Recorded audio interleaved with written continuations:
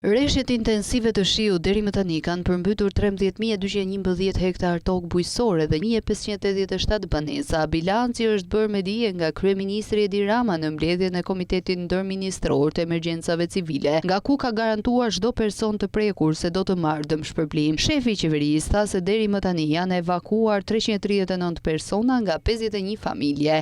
Deri tani janë në rang vendi numëruar 1.587 banesa me praninë e ujit, janë evakuar 339 persona dhe 51 familje, po ashtu prania e ujit është konstatuar në 13.211 hektar tokë bujqësore, ku një pjesë janë përmbytur, sikundër edhe disa qendra shëndetësore apo objekte arsimore. Sasia e rreshjeve ka qenë e jashtëzakonshme, deri në 300 mm, ose të ndryshe më shumë se sa sasia mesatare e rreshjeve që bien gjatë gjithë muajit.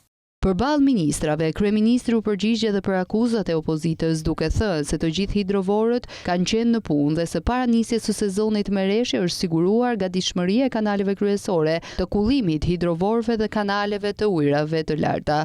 Ju nuk ndalet me shpifje, si ato që nuk punojnë hidrovorët.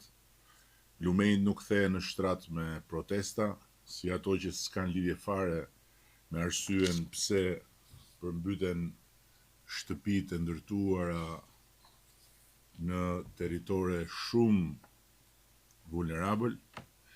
Red nuk shpërndahen me slogane, si ai slogani kronik i çdo gjendje atmosferike të rënduar, të shpallet gjendje e jashtëzakonshme.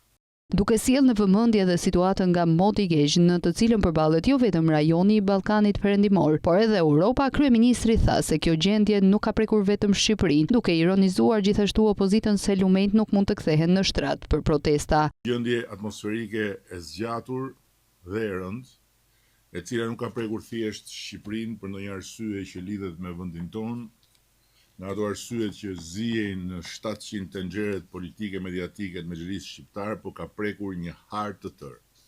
Nga Italia në Greqi, nga Malizi në Kosovë dhe deri lart në Serbi e Kroaci, nga Maqedonia e Veriut e deri në Turqi, ku i njëjti i ftohtë, i njëjti shi, e njëjta dëbor dhe të njëjtat përmbytje dhe bllokime kanë krijuar të njëjtën situatë të rënduar në tërësi për njerëzit. Ministri i Financave Petrit Malaj, gjithashtu i pranishëm në Komitetin Ndërministror të Emergjencave Civile, theksoi se vlera totale për situatën e përmbytjeve në vend është mbi 50 milion euro.